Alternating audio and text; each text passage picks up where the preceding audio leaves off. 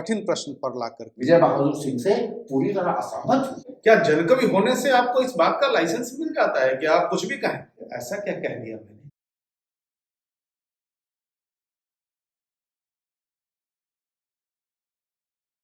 विजय बहादुर सिंह जी कहते हैं कि यदि नागार्जुन की आधी ताकत कोप और अभिशाप व्यक्त करने में खर्च न हो पाती तो हिंदी में हम अपना कालिदास नागार्जुन के रूप में पा लेते। ऐसा वो क्यों कह रहे हैं? अगर हम नागार्जुन की कुछ कविताओं को देखें, उन्होंने ऐसी भाषाओं का प्रयोग किया है जो सामान्यतः साहित्य में स्वीकार्य नहीं है। अब मैं आप दोनों की इस पर एक बेबाक टिप्पणी भी चाहूँगा कि किस हद तक हम ऐसी भाषा को स्वीकार कर सकते हैं साहित्य में, खासकर कविता में। अब उपन्यास लिखने वाले आधा गांव को उन्होंने कहा कि भई मैं अपने पात्रों की जीभ नहीं काट सकता, क्योंकि उनका पात्र वही भाषा बोल रहा है, तो राही मासूम रजा ने वही भाषा इस्तेमाल कर दी। लेकिन कविता में तो ऐसा नहीं है। कविता में तो आप अपनी भाषा में अपनी बात को कह सकते हैं। उसके बावजूद नागार्जुन को आप देखें, कुछ मैं उदाहरण के लिए कुछ कर रहा हूँ, कोट कर रहा हूँ। नागार्जुन ने यल्तसिन के ऊपर एक कविता लिखी, मौज मारो बेटे। पहले तो शीर्षक ही देख लीजिए आप। फिर उसमें कहते हैं कि तुम्हारा पेट क्यों नहीं फट जाता हरामी साले। इंदिरा गांधी को टीले पर बैठी बाघिन, मादा अजगर, अपने अंडों को खा जाने वाली डायन, शिशुओं के मुंड चबाने वाली। ठीक है, राजनीतिक विरोध आपका होगा, लेकिन क्या यह भाषा स्वीकार की जा सकती है? औरों को छोड़ दीजिए, अपने आप के लिए उन्होंने एक ऐसे शब्द का प्रयोग किया, आलोचक भी उस शब्द को डॉट डॉट देकर छोड़ देते हैं, नहीं लिखते, लिखते तक नहीं है कि आदरणीय आप महान हैं, कोई आपकी वो नहीं उखाड़ सकता। ये क्या भाषा है भाई? आप सब कविता में ऐसी भाषा कि तुम बाहर से बांस करो, मैं अंदर से बांस करूंगा। ये बांस करूंगा कविता में? एक महान कवि, क्या जनकवि होने से आपको इस बात का लाइसेंस मिल जाता है कि आप कुछ भी कहें?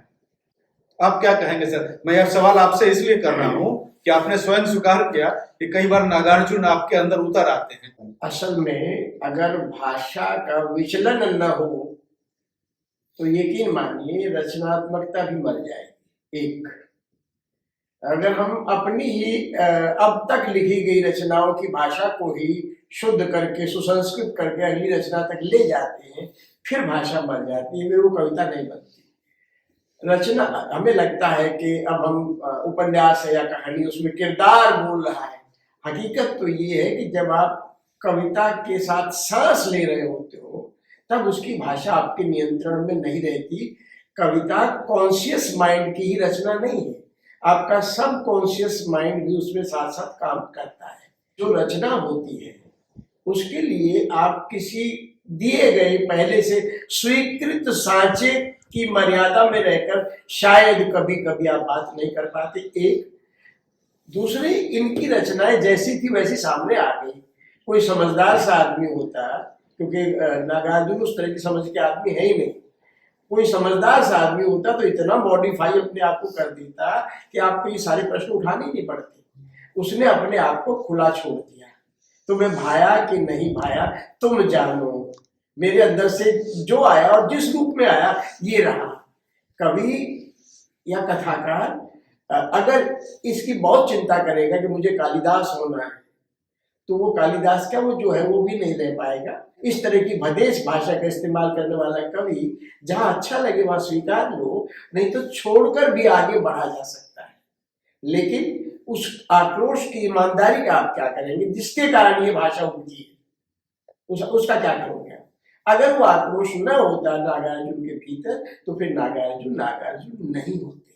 आपकी बात अपनी जगह ठीक है जो आप कह रहे हैं, लेकिन जब हम एक कवि के रूप में उनका आकलन करते हैं और उनकी भाषा का भी आकलन करते हैं, क्योंकि भाषा कविता का अनिवार्य अंग है, तो फिर निराला ने भी, तो क्या निराला में आक्रोश नहीं था क्या? और भी बहुत सारे कवि हैं जिन्होंने अपना आक्रोश व्यक्त किया है। ऐसा है कि जिसके प्रति पाठक की निष्ठाएं होती हैं, अगर उसके प्रति कुछ कह दिया आपने कड़वा तो वो सारी भाषा आपको चुभेगी।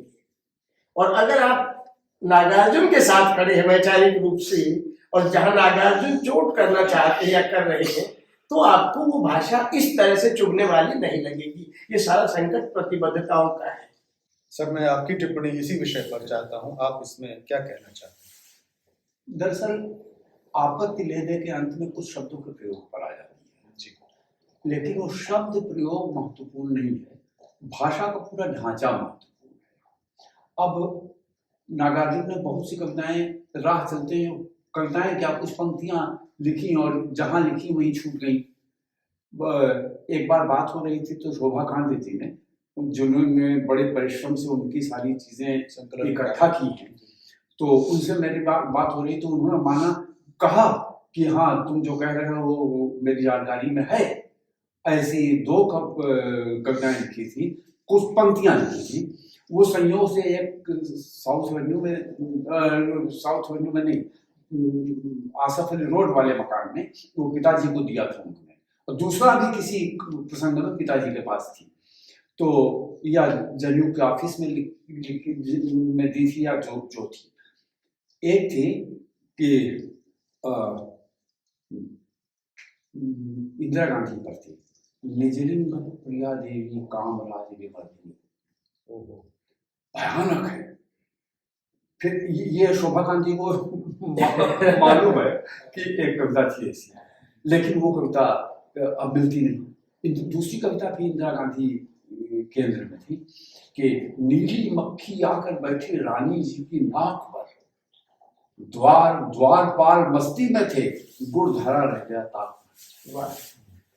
तो आप देखें कि वो दूसरी वाली पर निजलिंग प्रिया देवी में दृश्य बनता है। एक दृश्य तो बनता ही है, दृश्य तो बनता है लेकिन बड़ा भदेश भदेश है, बिल्कुल। अच्छा, इसी तरह से ये दृश्य की का भदेशपन है, लेकिन ये भदेशपन राजनीति की अंतर्वस्त्र के भदेशपन को व्यक्त करने के लिए है। इस भदेशपन को कहीं कहीं भाषा के माध्यम से भी व्यक्त करते हैं।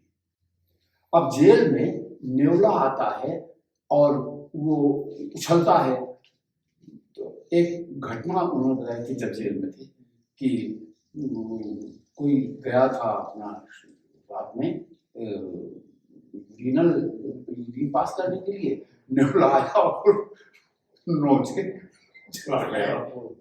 तो न्योले पर कविता है उनकी, लेकिन इस घटना का उल्लेख शायद नहीं किया है, लेकिन वो भदेशपन का उल्लेख उसमें है। इसी तरह भदेशपन का वो सुअर के गो और का पड़ा इस तरह के भेड़िए की विष्ठा और सुअर का गो, मतलब ये भदेशपन बहुत जगह उनकी कविताओं में आता है। तो भदेशपन बिंब में, विषय वस्तु के विकृति में और भाषा के प्रयोग में, जिसमें चरित्र कोई भी हो, वो स्वयं अपने लिए कह देते हैं, जैसा आपने उदाहरण दिया। तो वो भदेशपन नागार्जुन में काफी है, और जन कवि होने के लिए यह भदेशपन आवश्यक नहीं, लेकिन नागार्जुन में भदेशपन है। अब है तो है, और इसके बावजूद महान है, बिल्कुल इसके साथ महान है। और त्रोक ने बहुत अच्छी बात कही कि बाद में जिसने संकलन किया है वो इस तरह की चीजों को फिल्टर कर सकता था। कुछ एक्सट्रीम सिचुएशंस थी जिनको फिल्टर किया जा सकता था, संपादन किया। संपादक का काम क्या होता है? जो बहुत ज्यादा भदेश है या जो सामान्य मर्यादा के विपरीत है, तो सुसंस्कृत रुचि के विपरीत है, ऐसी चीजों को एडिट किया जा सकता है। और नागार्जुन में भी एडिट किया जाता तो नुकसान नहीं था। अब जेएनयू में जाते हैं, जेएनयू में जाके वो लड़कियों को देख के जो कुछ फीलिंग होती है वो व्यक्त कर लेते हैं, जो कि जो वो काफी कुछ भदेश है। तो नागार्जुन के यहाँ भदेश कई रूपों में, मनोवृत्ति, मनोविकार में है, चरित्र में है, विषय वस्तु में है, भाषा में है, पर अनेक जगहों पर वो भदेश है।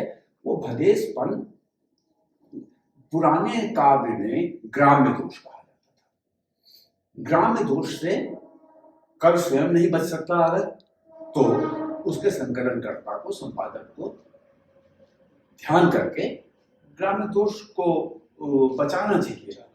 तो इसमें कोई बुराई नहीं होती। बहरहाल नागार्जुन में है ये चीज, और ये इनके भाषा प्रयोग को वैविध्यपूर्ण बनाता है।